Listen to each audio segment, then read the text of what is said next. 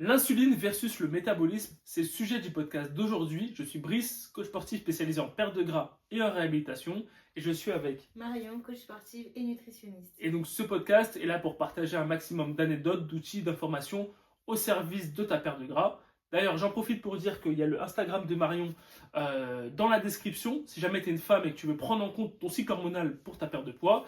Si tu es un homme et que tu veux perdre du poids ou te mettre en meilleure santé, il y a également mon Instagram qui est dans la description. Si tu es sur Orléans, il y a également un lien pour travailler avec moi en physique dans la salle de Olivet. Et si juste tu veux en apprendre plus, avoir plus d'informations, plus de tips que je partage 2-3 fois par semaine, il y a le groupe WhatsApp qui est également dans la description. Donc la description est assez fournie, mais tu peux trouver ton compte, que ce soit pour être avec Marion, avec moi, en présentiel, en distanciel, ou juste avoir plus de tips, de hacks au quotidien. Donc ça c'est un gros sujet qu'on va aborder aujourd'hui.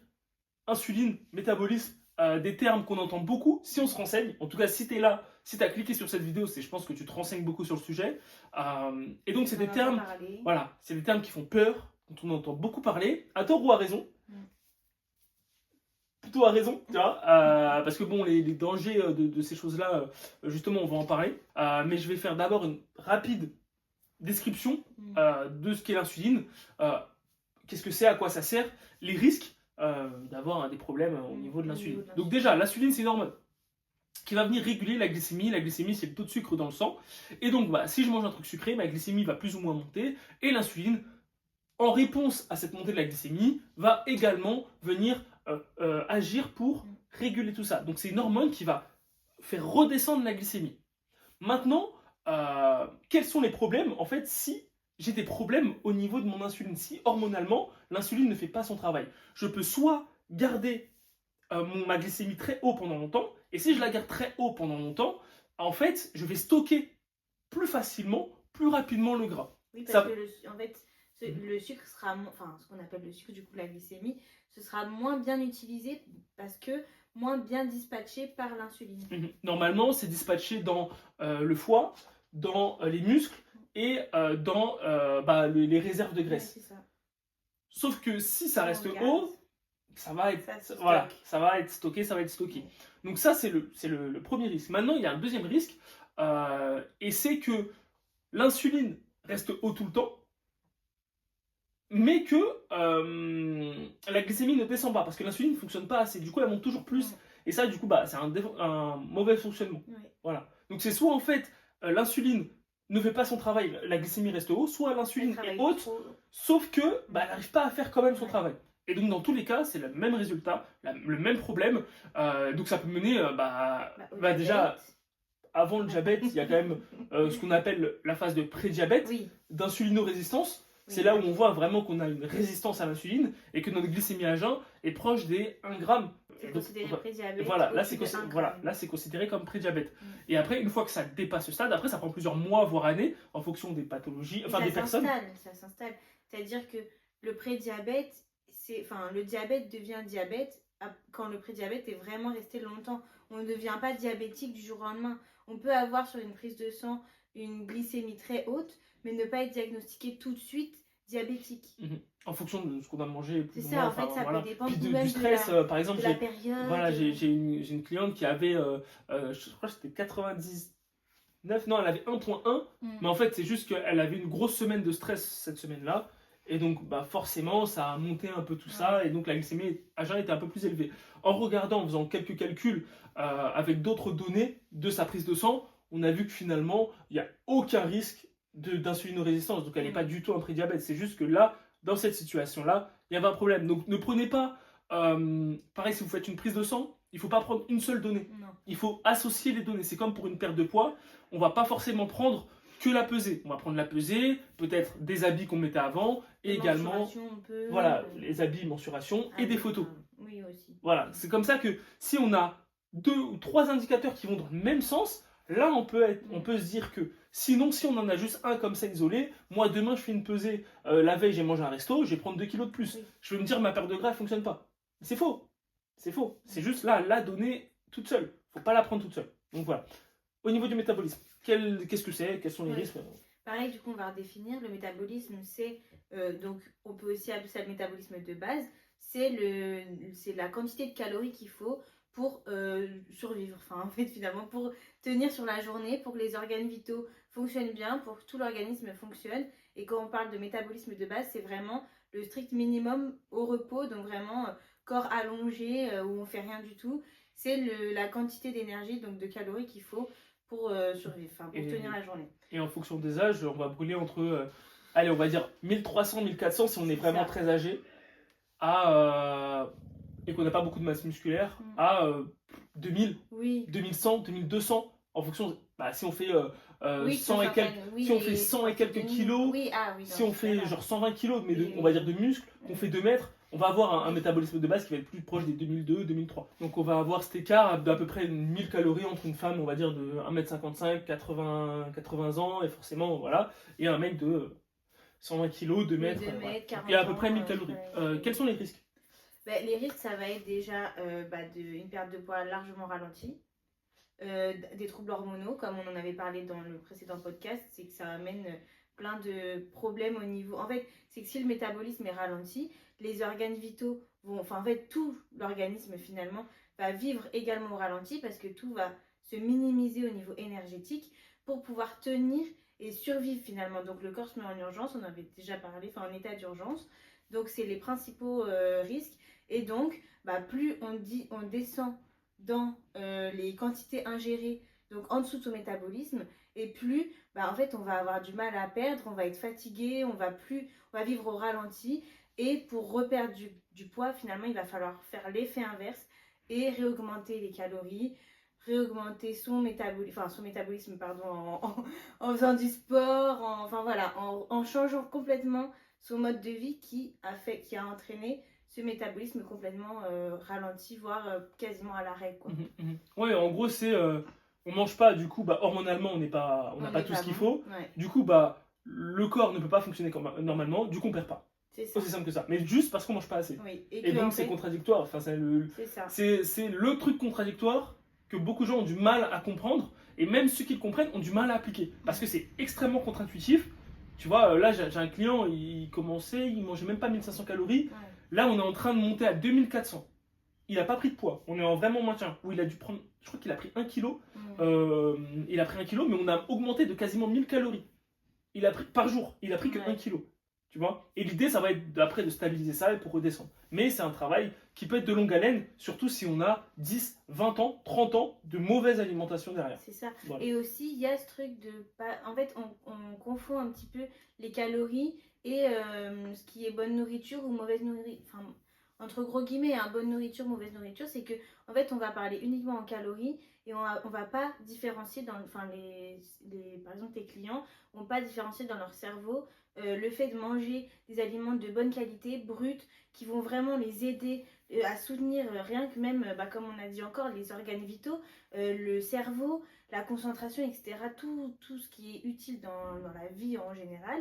Et les produits industriels, manger fast-food, donc eux, tu leur dis 2400 calories, ils vont se dire, faut que je mange des McDo. Enfin, tu vois, dans l'idée, ils vont se dire, mais moi, je veux pas manger autant parce que j'ai peur de prendre trop de gras, etc. Et ils font pas la différence entre les calories utiles, donc qui vont vraiment, enfin, les calories utiles, les calories qui viennent d'aliments, en tout cas, bons, et donc, justement, bien utilisés par l'organisme, et les aliments qui, à l'inverse, vont, comme on a dit juste avant, être riches en sucre, tout, en fait. Augmenter la glycémie, en acides gras très très saturés, transformés, etc. Il y a aussi cette confusion dans la tête, entre guillemets, des gens français mal dit. Mais... Ok, maintenant une fois qu'on a dit ça, qu'on a redéfini un peu l'insuline, les risques, qu'est-ce que c'est, le métabolisme, les risques, qu'est-ce que c'est, il y a maintenant, ils sont souvent opposés. Ils sont souvent opposés, c'est soit le métabolisme, soit l'insuline. Il y a un peu une guerre en disant mais non, mais on s'en fout du métabolisme, c'est l'insuline, la vraie guerre. Voilà, c'est l'insuline le vrai truc important. Et il y en a, c'est mais non, mais l'insuline, faut pas exagérer, ça prend des années, comme on a dit. Le vrai problème, c'est le métabolisme, les gens qui mangent pas assez. Et en fait, ça fait un peu une guerre de clans, si tu veux, alors qu'au final, il faut pas prioriser l'un par rapport à l'autre. Il faut les prendre ensemble. Ensemble. Et c'est ça le message aussi du podcast, c'est attention. Faut pas rentrer dans un dogme, insuline, pro-insuline, attention, pro-métabolisme. C'est les deux. En fait, c'est juste, au final, on y revient, mais ça reste toujours la base, une alimentation saine, équilibrée. Et donc, qui dit saine, équilibrée, dit le nombre de calories qu'on doit manger en fonction de notre activité, et pas moins. Parce que c'est ce qu'on doit manger. Et au niveau insuline, bah, évidemment, si on a une alimentation équilibrée avec des produits bruts et qu'on respecte un peu la règle du 80-20, au niveau insuline, on ne risque rien. On ne risque rien parce que bah, on va manger, on va avoir des plats qui vont être composés des macronutriments nécessaires qui vont, à eux déjà tout seuls, réguler cette glycémie, qui vont la diminuer. Au lieu de monter comme ça, elle va monter moins haut. Et déjà, si elle monte moins haut, l'insuline a moins besoin de produire pour faire redescendre. Et donc, en fait, bah, déjà, c'est des choses dont on n'a même pas à se prendre la tête si on a une alimentation qui respecte le 80-20. Derrière, il faut manger aussi en bonne quantité, en fonction de ce qu'on fait. Ce que je voulais dire, c'est juste de se dire, c'est plus anecdotique, mais je trouve que c'est bien de le dire comme ça, c'est que finalement ton alimentation va t'aider à soutenir ton insuline. Parce que si dans ton assiette, tout est bien équilibré, comme de toute façon on a déjà fait des podcasts de comment équilibrer son assiette, si dans ton assiette tu as les macronutriments et les fibres, etc., si ton assiette est finalement complètement équilibrée, brute, dans la majorité de ta journée, finalement tu soutiens ton insuline et c'est pas ton goûter un peu sucré ou un dessert ou le dessert du travail, on a ramené des petits trucs au travail et t'en prends un, c'est pas ça qui va faire exploser ton insuline et qui va complètement bousiller ta perte de gras. Parce que si tu prends par exemple, si tu manges les bonnes graisses que tu dois manger en termes de quantité, de qualité, etc., bah déjà, c'est un boost hormonal. Déjà, ça de base. On a dit que l'insuline, c'est une hormone. Ça veut dire déjà, si tu manges des bonnes graisses et que tu respectes ton apport calorique général, déjà, ton insuline va bien fonctionner. En plus de ça, si tu as les bonnes graisses avec les bonnes protéines, les bonnes sources de glucides, des fibres, bah, ta glycémie, comme on a dit, va monter moins haut. Ta glycémie monte moins haut et en plus, tu as une insuline performante. Donc, en fait, on n'en parle même pas. C'est même pas un problème. C'est pour ça que, oui, il faut faire attention, oui, c'est à prendre en compte, mais si on respecte une alimentation équilibrée, riche et variée, on n'a pas tous ces risques. On n'a pas tous ces risques. Les dangers viennent de dogmes, de jeûne intermittent, en fait, quand on a des règles, qu'on se met à respecter des règles, à partir du moment où on donne un nom à la diète qu'on est en train de suivre, c'est là. La tête, c'est là. Ça devient plus intuitif et facile. En vrai, je dirais qu'il faut se prendre la tête quand même si on ne connaît pas. Oui, mais il faut que, selon moi, il faut que ça devienne intuitif. Non, je suis pas d'accord. Ah, t'es pas d'accord? Non, je suis pas d'accord. Ouais. Non, parce que l'intuition, c'est mauvais. Quelqu'un qui a un... Regarde, je te dis, moi j'ai des clients, ils s'écoutent, ils ont pas faim, mais ils mangent 1000 calories. Oui, c'est pas bon, en fait. Oui, mais parce qu'il faut pas que, dès le départ, tu dis c'est intuitif. Il faut que ta façon de faire devienne intuitive, tu vois. Oui, mais comment ça devient intuitif? Comment ça devient intuitif? Il faut se renseigner, il faut apprendre. Oui. Bah oui, c'est... Ouais, non, mais... Oui, parce que du coup, moi j'allais donner l'exemple de ma cliente avec qui on est déjà ensemble depuis 6-7 mois. Là, on a dû augmenter les calories, on a augmenté à 2000 calories. En soi, la composition de ses assiettes n'a pas changé. On est passé de 1006 à 2000, mais elle s'est pas dit ah bah il faut que je rajoute de la, je sais pas, des trucs sucrés ou... Oui, non, mais non, elle a juste... oui, mais en gros, c'est pour dire que si ton alimentation, tu te dis ok, il faut toujours que j'ai protéines, lipides, glucides et des fibres, donc que ce soit dans les légumineuses ou dans les légumes par exemple, ou les céréales, etc. Et bah finalement ton assiette elle sera toujours équilibrée. Oui, mais et ça veut pas dire que tu auras les calories. Et ça reste un apprentissage. Oui, j'ai compris ce que savoir ce qui est bon, ce qui est pas bon, quelles protéines au dépend de d'autres, entre guillemets. C'est ça, en fait, il faut quand même se renseigner. Il faut quand même avoir cette volonté de s'instruire pour qu'après, ça devienne naturel, intuitif.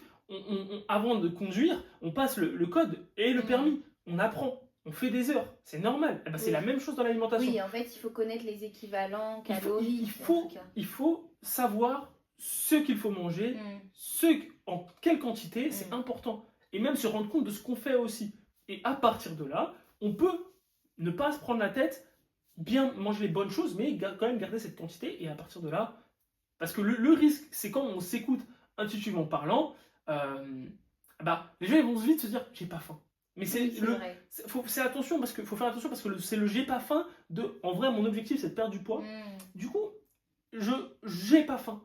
Ouais. Tu vois, ou j'ai mangé ce midi, le soir j'ai pas faim. C'est faux, tu veux juste perdre du poids. Tu aurais mangé si tu vois ce que je veux dire. Donc attention, l'intuition c'est Tu vois, pareil, la diète intuitive, je sais plus c'est quoi le nom là. Oui, c'est ça. C'est encore, faut éviter ça. Faut pas donner de nom à sa diète. À partir du moment où on donne un nom à sa diète, c'est pas bon. C'est pas bon, pas bon, pas bon. Il faut respecter des principes. Donc le déficit, respect des macronutriments, respect de la quantité. À partir du moment où tu respectes ça, tu perds du poids. Tu perds du gras, tu as une meilleure composition, tu es en meilleure santé. Et évidemment avec l'activité qui suit, le sommeil, etc. Ça, carrément, c'est mis à part pour l'instant. Mais si tu respectes ça, tu perds correctement. Si tu te dis, je fais le jeûne intermittent pour perdre, tu es dans l'erreur. Je fais le OMAD, One Meal a Day, tu es dans l'erreur. Je fais le truc là, une pomme, comme tu me disais dans un précédent podcast, par jour. Ça n'existe plus, ça, je pense. Ça se fait plus. Non, mais dans tous les cas, tu es dans l'erreur parce que tu as donné. Je fais la diète paléo, du camp, cétogène. Tu es dans l'erreur. Tu es dans l'erreur. Dans tous les cas, il faut pas rester dans ces trucs de jet, de nom de jet. Et là, on va parler rapidement du jeûne intermittent parce que c'est quelque chose qui est beaucoup prôné pour la régulation de l'insuline, justement. Quand on commence à être, ou qu'on sent qu'on devient insulino-résistant, les médecins, etc., vont beaucoup conseiller le jeûne intermittent. Quels sont les risques, en fait, du jeûne intermittent, surtout s'il est mal fait? Mais déjà, juste pour rappeler un peu, pour ceux qui ont bon, normalement, tout le monde en a entendu parler, mais peut-être mal, peut-être de la mauvaise manière. En gros, le jeûne intermittent, c'est de se dire qu'il y a des périodes de la journée où notre insuline, elle fonctionne beaucoup plus que d'autres, et donc ça va être de s'adapter en fonction de ça. En gros, les professionnels qui vous recommandent le jeûne intermittent, que ce soit les médecins ou autres professionnels de santé, c'est qu'ils considèrent que le matin, la glycémie, elle va augmenter plus que le reste de la journée. Et donc, on va éviter de manger dès le réveil. Ils vont vous conseiller plutôt de manger vers, en gros, que déjeuner-dîner, et ensuite de refaire la même chose le lendemain. Ça, c'est un exemple. Il y a plein d'autres manières de faire le jeûne intermittent, mais c'est en général ce qu'on entend le plus. Ou on te dit de sauter des repas. C'est ça. En gros, on te dit, tu manges pas ton petit déjeuner, tu passes directement au déjeuner, mais donc, tu as déjà fait ta matinée, enfin, tu as commencé ta journée normalement, tu manges à partir de 13-14 heures. Et ensuite, tu respectes un créneau horaire très limité où il te recommande en plus de manger 2 repas en te disant que du coup, comme ça, ta glycémie et ton insuline vont pouvoir fonctionner correctement parce que tu n'auras pas plein de pics dans la journée, plein de machins. En soi, c'est vrai parce que ça permet à l'insuline de se reposer, à la glycémie d'avoir des moments où elle ne monte pas, tu vois, et vraiment d'aller chercher, d'aller puiser dans les graisses pour l'utiliser comme énergie. Oui, factuellement, c'est voilà. vrai. Voilà. Le problème maintenant, c'est que ça a été utilisé à tort et à travers. On en entend parler à tort et à travers. Et donc, il y a un réel danger derrière de mal le faire. Parce que, et on en a des exemples, moi je sais qu'il y a un ami de mes parents qui voulait perdre du poids, donc il avait passé 45 ans ou 50 ans. Il a essayé le jeûne intermittent avec un nutritionniste et il a pris genre 30 kilos. Parce que justement, il a mal fait le jeûne intermittent. Et c'est un gros risque et souvent, bon, là c'est un extrême, mais finalement c'est un cas qui existe. C'est que tu te prives, il y a ça, il y a de ça, bien sûr. tu te prives. Il y a des personnes qui ont besoin de manger le matin, mais qui se disent du coup je dois pas manger le matin, mais du coup ils rattrapent tout sur le déjeuner, le dîner, ou en tout cas dans cette temporalité-là. Il y a les deux. Vas-y. Non, parce qu'après on va dire. Non, mais on va dire que je te coupe la parole après. Bah non, là, mais... je t'invite à donner ton avis. Oui, en gros, c'est des personnes qui vont se priver, donc qui ont l'habitude. En fait, c'est une question d'habitude aussi. C'est ça. Mais si tu as l'habitude de prendre un petit déj, bah, comme je dis, on s'en fout. Prends un petit déj, on s'en fout. Si t'as pas l'habitude de prendre un petit déj, n'en prends pas. Par contre, si tu as besoin de manger 3000 calories, ne viens pas pleurer. Parce qu'il faut les caler caler sur 2 repas. Ouais. Et sur un temps assez court. Et c'est ça, moi, le problème que j'ai avec le jeûne intermittent. C'est que en fait, ça ne prend pas en compte des besoins caloriques de chacun. Et donc, le risque de se baser sur le jeûne intermittent pour réguler sa glycémie, c'est de finir avec des problèmes de métabolisme. Et ça, c'est le gros risque. Tu vois, c'est ça le gros risque. Oui. Parce que moi, non, mais finalement, là, les personnes que j'accompagne, il y en a certains que j'accompagne actuellement, qui, en fait, la majorité des gens qui n'arrivent pas à perdre du poids là que j'ai aujourd'hui, c'est parce qu'ils prennent. Le point commun de tous, ils ne prennent pas de petit-déj. Je leur demande pourquoi, j'ai pas faim le matin. Je leur dis, ah ouais, t'en as jamais pris? Si avant, mais après, une fois, voilà, j'ai voulu arrêter, et puis en fait, je me suis rendu compte, et en fait, forcément, le corps s'habitue, hein. Donc en fait, t'as pu faire le matin. Donc en soi, c'est pas une mauvaise idée. Maintenant, moi, je lui dis, bah ok, bah, on va devoir manger un peu plus. Donc là, je vois qu'en plus, parce que toi, tu disais, ouais, en plus, il risque de manger plus au Mais midi ou le oui. soir, mais il risque aussi de manger moins. Parce que la personne, dans sa tête, veut perdre du poids. Du coup, elle a sauté son petit-déj, mais le midi, elle va rien manger, et le soir Ouais. non plus. Et c'est là où on rentre dans des problèmes de métabolisme. Tu vois, à la limite, je préfère la personne qui se prive le matin et qui explose midi et soir parce qu'elle, c'est facile, t'as juste à lui caler un Oui. petit déj. Bah, Mais par contre, oui. l'autre qui en plus mange rien de midi et soir, va falloir presque être en prise de masse pour qu'au final il perde du poids. Parce que cette personne-là, tu dois l'expliquer qu'elle doit manger plus le midi, plus le soir, et que même en mangeant plus, ça se trouve qu'elle n'est pas aux calories qu'elle doit avoir, et donc on va devoir rajouter un petit déj ou une collation. Et là, on est dans un autre combat. Ouais. Tu vois. Ouais, Et ouais. c'est ça, moi, le problème que j'ai avec le jeûne intermittent, c'est que beaucoup de gens le font mal. Comme on a Oui, vendu non, mais c'est ça ça. comme une solution miracle de perte de poids comme le OMAD, beaucoup de gens le font mal. Et qui, je suis désolé, mais en plus, si on respecte les macronutriments, je suis désolé, moi je ne peux pas manger l'équivalent de 150 grammes, 170 grammes de Sur deux protéines, repas. même sur Ouais, un sur un repas, repas. sur le one meal a day. Je peux pas. Oui, ah oui, c'est vrai, il y a ça. Ouais, Et là, aujourd'hui, moi, je mange 3000 calories par jour. Je ne peux Ouais. pas me taper 3000 calories de manière propre, de manière saine, même si j'ai un petit dessert ou autre, en un repas. C'est impossible. Ouais. Genre, la quantité, je sais pas si vous vous rendez compte, c'est impossible. Bah non. C'est impossible. Donc toi, qui en plus est déterminé, veut perdre du poids, peut-être, tu fais plein de sport, tu fais 4 séances, t'as besoin de manger. Mais sauf que derrière, tu prends pas de petit-déj, tu prends rien au déjeuner, tu prends rien au dîner. Ouais, au final, ça. Et moi, je viens et je te dis, bah, T'as tu pas dois dit. manger. Bah Bah, oui. en fait, mec, si je regarde là, Tu tu manges fais, rien, tu tu fais manges 113 nickel. kilos, 113 kilos à 1m90. Toi, là, ton maintien, il est à 3500. Ouais. Tu me regardes comme ça. Eh ben ouais, mec. Bah oui. Et ouais, et regarde, t'es à combien là? Ah, je suis même pas sûr que tu sois à 1008. Bah oui. Eh ouais, mec, donc t'as perdu vite là au début. Ouais, hein. T'as perdu combien de kilos? Ah, bah là, ce mois-ci, enfin, je sais pas, quand j'ai commencé, en un mois, j'avais perdu 6 ou 7 kilos. D'accord? Et là, tu perds? Non, ça bouge plus du tout. Ah, c'est étonnant. Non, mais c'est ça. Oui, oui, C'est oui. étonnant. Totalement. C'est étonnant. Et qu'est-ce que tu fais, dis-moi? Je prends pas de petit-déj. Voilà, déjeuner, voilà, je mangeais un peu de féculents, mais vite fait. Voilà, pas trop, voilà, pour pas exagérer. Et au dîner, une salade, ou des fois je mange pas. Voilà, j'ai pas faim. Ça, on me le dit tout le temps. Mais de toute façon, je pense que, enfin, mon avis est que tous les régimes un peu, enfin, tous les régimes, selon moi, le mot régime est restrictif et tous les régimes entraînent, enfin, bousillent le métabolisme derrière. Tu veux perdre du poids, donc tu veux plus manger. Et même tu es en sortie avec, enfin, je sais pas, tu vas au restaurant avec ta famille et tu vas calculer sur la carte ce que tu peux manger ou pas, ça devient obsessionnel et puis ça entraîne, après, comme on en connaît, des troubles de l'alimentation, enfin, c'est vraiment très mauvais. Il faut que ça se régule dans la journée. En fait, comme on a dit, on s'en fout des noms des régimes. C'est pas ça qui va aider.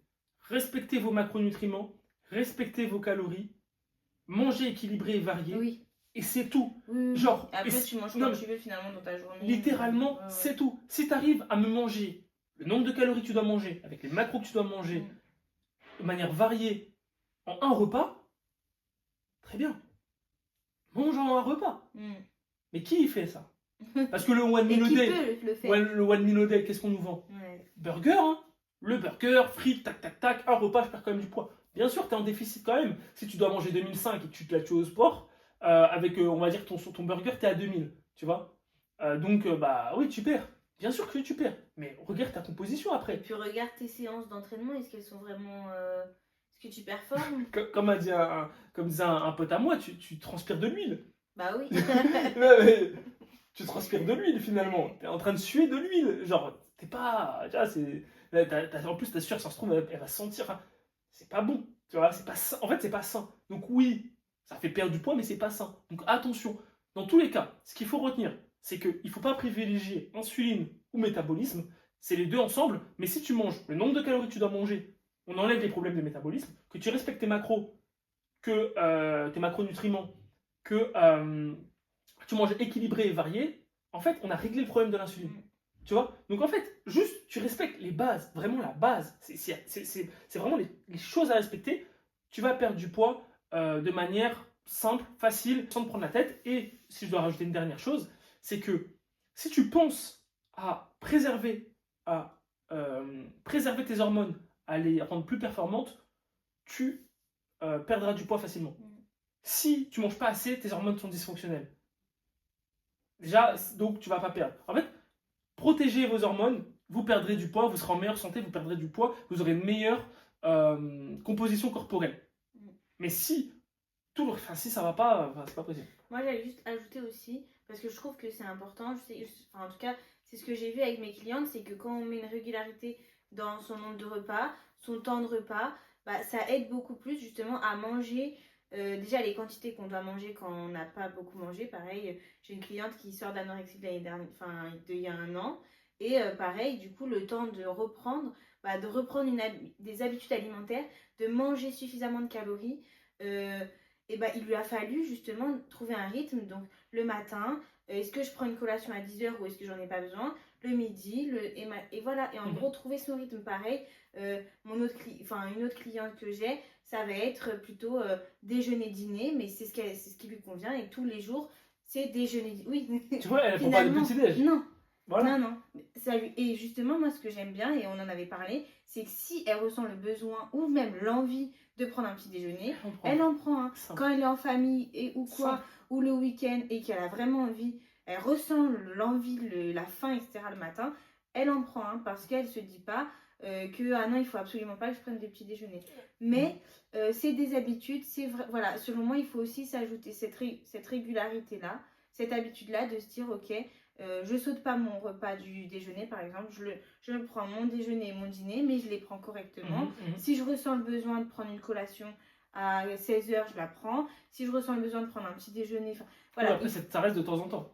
Faut pas que ce soit chaotique non plus. Parce que non. moi je parlais avec une... régulier, justement. Oui, mais t'as dit si tu ressens le besoin, c'est vraiment si tu ressens le besoin, mais oui, c'est mais pas tu tout le temps. l'ajoutes et oui, c'est pas tout le temps. Non, mais si tu vois que ça fait oui, mais c'est pas tout le temps, c'est pas tous les jours. Oui, mais regarde. Il faut respecter un rythme. Non, mais j'ai compris ce que tu dis. Oui. J'ai compris ce que tu dis. Je dis juste que il faut respecter un rythme. Si tu prends déjeuner, dîner, tu prends déjeuner, dîner. Si de temps en temps, tu as envie de prendre, tu prends. Si ça devient tous les jours ou tous les 2 jours... il faut changer ses habitudes. Il faut changer l'habitude. Voilà, c'est ça que je voulais sous-entendre.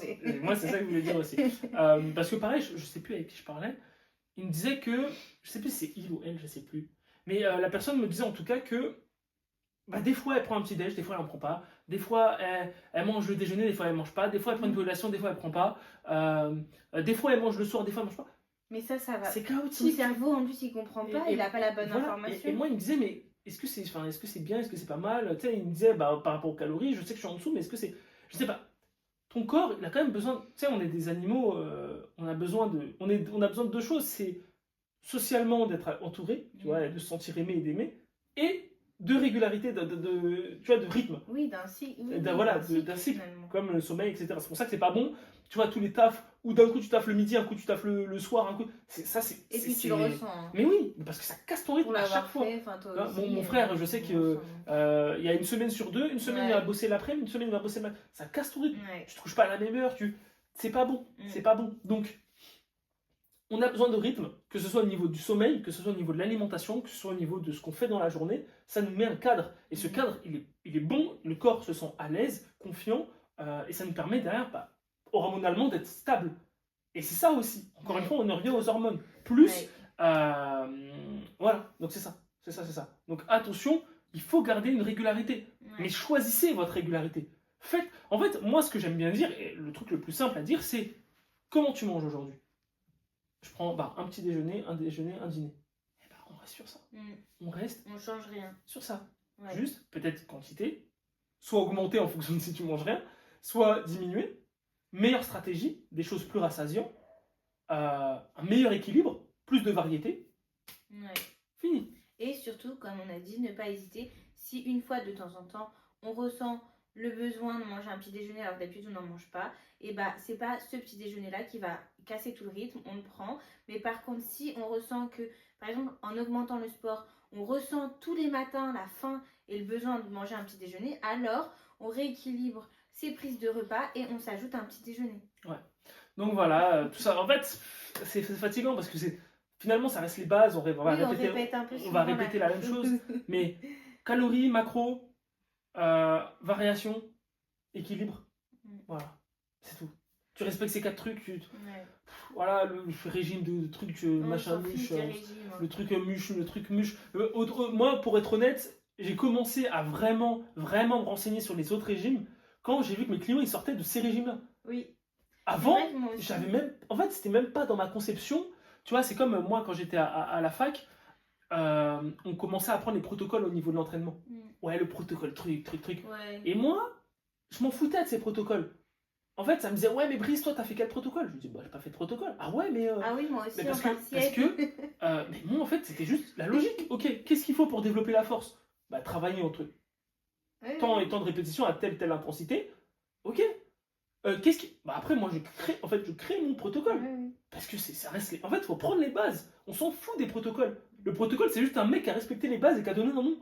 Tu vois? Mais moi, j'ai pas Ouais. envie de rester dans son protocole à lui. Oui. Moi, je veux savoir les bases pour les adapter à mes convenances au moment où je veux, quand je veux. Moi, demain, je peux faire le one meal a day. Je vais trouver des stratégies pour le faire. Mais j'ai pas envie. Ouais. Demain, je peux faire 2 repas, le jeûne intermittent. Mais j'ai pas envie. Ou des fois, il va être malgré moi. Des fois, je vais prendre 3 repas. Des fois, je vais en prendre 4. Enfin, Oui. mais dans tous les cas, je sais comment adapter Mm. tout au moment où je le fais. Je sais quelle quantité je dois manger quand je prends 4 repas, quelle quantité je dois manger quand je prends 3 repas, quelle quantité je dois manger quand je prends 2 repas ou un repas. Mais moi, je veux voir des mecs faire un one meal a day à 3000 calories Ouais. et manger ça proprement. Ouais. Parce que les plats que tu vas devoir manger, c'est conséquent. Puis tu sais, les plats bruts, enfin, les ingrédients bruts, c'est rassasiant. Enfin, tu cales vite, je Ah trouve, ben quand oui. tu manges des lentilles.